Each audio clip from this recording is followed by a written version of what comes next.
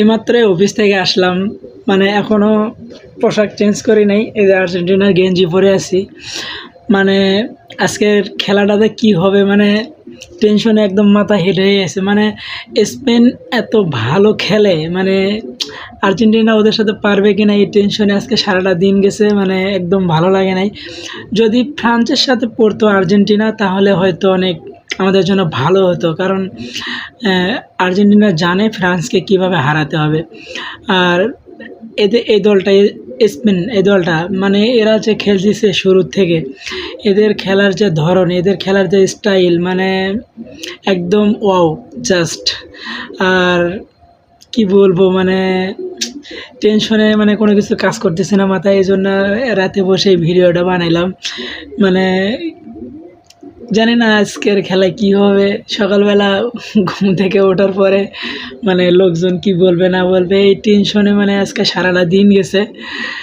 তারপরেও আশা আছে, Argentina support করে, যেহেতু আর্জেন্টিনা হয়তো আর সত্যি কথা বলতে কি, এই যে আর্জেন্টিনা 2-3টা ম্যাচ খেলছে, এরা 70 মিনিট 80 মিনিট কোনো খেলা দেখাতে পারে না। টেনশনে মাথা একদম হেট হয়ে যাইতো, ভালো লাগতো না, মানে টেনশন হইতো, কান্না করতাম, মানে এমন অবস্থা হয়েছিল। আর এরা কি করে, 80 মিনিটের পরে দেয় 10 মিনিট 20 মিনিট থাকে, 2টা 3টা করে গোল দেয়। এটা কোনো কথা?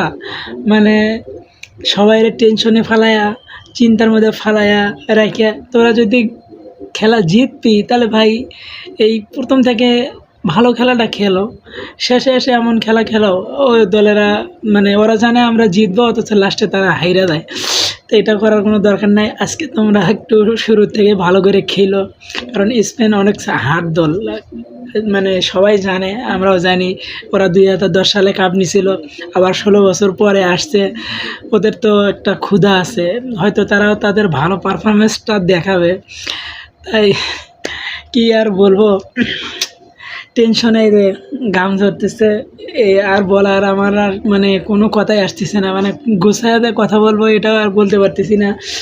তারপরেও আশা আছে আর্জেন্টিনার খেলা দেখবো। আর তার আগে একটু অফিস থেকে আসি, একটু রান্নাবান্না করার আছে, এগুলো করে নিয়ে কিছু কাপড় ধোয়া বাকি আছে, কাপড়টা ধুয়ে একটু রান্না কইরা আবার সকালে তো অফিস আছে, যেতেই হবে। কারণ আজকে সারাদিনও অনেকেই জ্বালাইছে, মানে তোরা আর্জেন্টিনা পারবি না, স্পেন অনেক হাত দল, মানে অনেক কিছু। আচ্ছা, হারা জেতা হতেই পারে, হয়তো আমরা হারলাম তারা জিতলো, এটা নিয়ে কোনো মাথা ব্যথা নাই। তারপরেও নিজেদের দল আর্জেন্টিনা জিতলে হয়তো একটু ভালো লাগবে।